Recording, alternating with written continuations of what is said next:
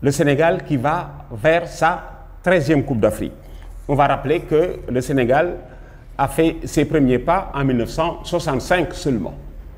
En 1957, quand la Coupe d'Afrique débutait du côté du Caire, c'est une compétition qui n'attirait pas encore. Il a fallu attendre près de 10 ans pour voir finalement les pays de football s'agglutiner autour de la compétition et lui donner un cachet supplémentaire. Donc c'est en 1965 que le Sénégal participe pour la première fois à la CAN. Le duo d'entraîneurs de l'époque, c'était Habib Ba et Libas Diop. Habib Ba, ancien footballeur de l'US Gorée, et Libas Diop, ancien footballeur du Foyer France-Sénégal, qui fut d'ailleurs professionnel les années 50 à Bordeaux. Et voilà comment il a longtemps traîné le pseudonyme de Bordeaux, Libas Diop Bordeaux. Alors, en 1965, le Sénégal aurait pu jouer dès 1965 la finale. Affaire de goal différence, une affaire de goal différence barre le chemin de la finale au Sénégal. Le Sénégal en était à 5 buts de marqués et 1 encaissé. La Tunisie 4, 0 encaissé. Et c'est la Tunisie qui est passée pour jouer la finale en 1965. Alassane Ndiaye Alou, à l'époque, le père du reportage sportif, avait dit que pour barrer le chemin de la finale au Sénégal, il aura fallu faire appel aux subtilités de l'Argep. Nous sommes en 65. En 68, le Sénégal revient. Mawad Wade est entraîneur. Lamine Diack, l'actuel président mondial de l'athlétisme et directeur technique. L'adjoint de Mawad s'appelait Jo Diop. Et là aussi, bon, malchance. Parce que je me souviens de ce Sénégal-Congo-Brazza dans lequel il restait 2 minutes à jouer. Un nul qualifie le Sénégal. Un nul qualifie le Sénégal pour les demi-finales. Un nul. Et le Sénégal de prendre ce deuxième but. Dans une situation que nous aurons peut-être l'occasion d'élucider plus tard. Ce qui est sûr, c'est que Yérim Diagne me le disait, pendant les arrêts de jeu, le Sénégal était qualifié. À l'époque, à l'arrivée, il ne l'est plus, éliminé par le Congo-Kinshasa en 68, qui deviendra plus tard champion d'Afrique pour avoir battu le Ghana en finale. Nous sommes en 68. De 68 à 86, nous avons connu 18 années de traversée du désert. Pape Diop et Yérim Diagne, le duo, Pape Diop titulaire, Yérim son adjoint, avait le mérite de ramener le Sénégal au Caire. Vous avez entendu parler de la fameuse histoire de Caire 86. Voilà, le Sénégal qui se retrouve dans une poule où il y a l'Égypte, la Côte d'Ivoire, qui bat l'Égypte, qui bat le Mozambique, qui perd un match contre la Côte d'Ivoire, 1-0, et qui ne se qualifie pas. Et qui ne se souvient pas aujourd'hui des tribulations du Caire. En 90, Claude Leroy arrive à la tête de cette équipe. Nous jouons les demi-finales en Algérie, que nous perdons contre l'Algérie, 2-1.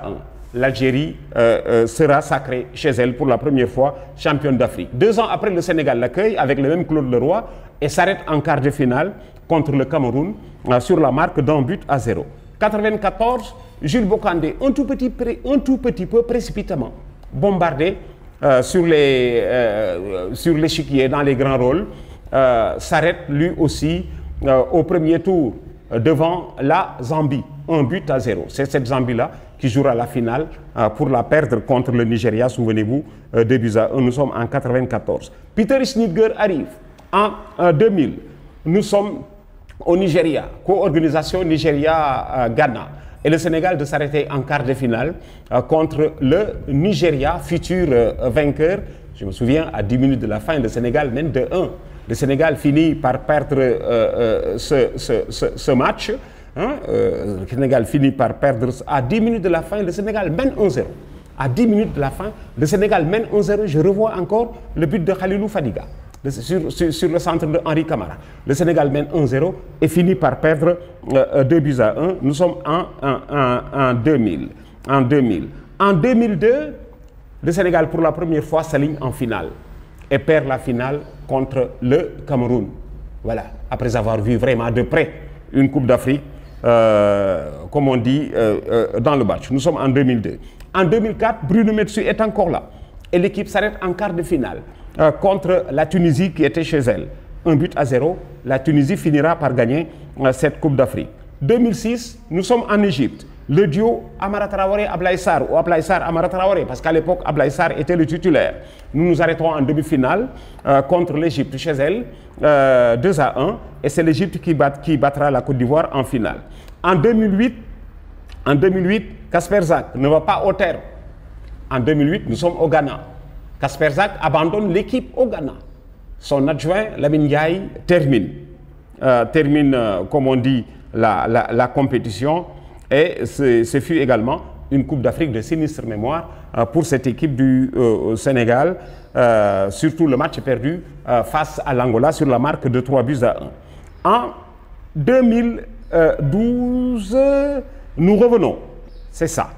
En 2012, nous revenons en Coupe d'Afrique avec Amara Traoré comme entraîneur. Ce fut la plus mauvaise Coupe d'Afrique de tous les temps pour le Sénégal, cette 12e Coupe d'Afrique, la plus mauvaise. Pour la première fois en Coupe d'Afrique, depuis 1965, la première à 2012, le Sénégal ne gagne pas un match. Mieux, le Sénégal a perdu tous ses 3 matchs contre, je le rappelle, la Zambie 2-1, la Libye 2-1, la Guinée équatoriale 2-1, et dans l'approche, Amara Traoré avait réussi à battre tous les records, se qualifier à 2 journées de la fin, aligner une série de 15 matchs sans défaite, puisque Amara venait de faire 12 victoires et 3 nuls.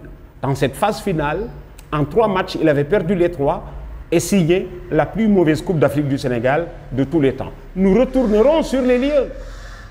Perdre en 2012 était peut-être un signe annonciateur de quelques merveilles.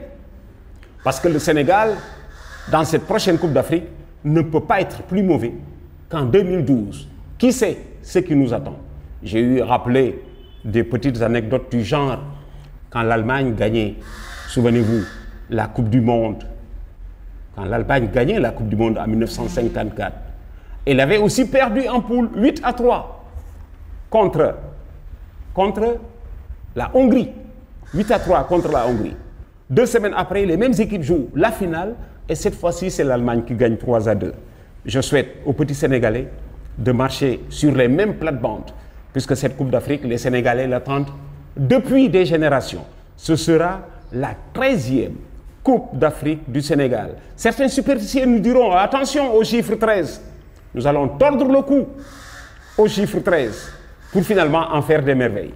Merci d'avoir choisi ce site Ndamli. À la prochaine pour d'autres sorties que vous ne trouverez que sur ce site Ndamli, tellement juste que c'est le site de la victoire. Ndamli, c'est la victoire. À la prochaine.